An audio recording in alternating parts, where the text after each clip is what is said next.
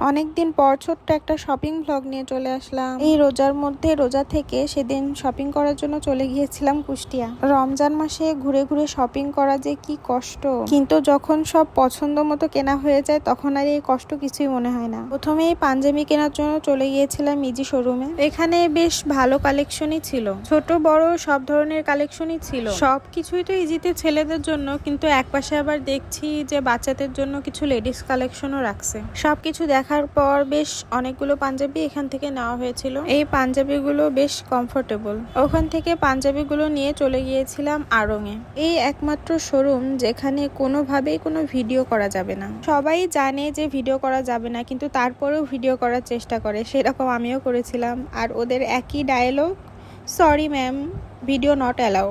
কে জানে ভিডিও করাতে ওদের এত কি সমস্যা। এইটুকু শপিং করতে বেশ অনেক টাইম লেগে যায়। বাসায় পৌঁছাতে পৌঁছাতে ইফতারের টাইম হয়ে যায়। আর এসেই দেখি আম্মুর হাতের মজার মজার ইফতার, আর সাথে ছোট বোন রান্না করেছিল খিচুড়ি আর মুরগির মাংস।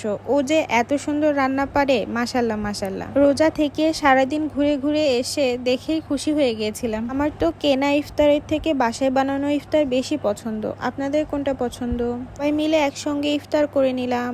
আজকের ভিডিও এই পর্যন্তই। সবাই ভালো থাকবেন। আল্লাহ হাফেজ।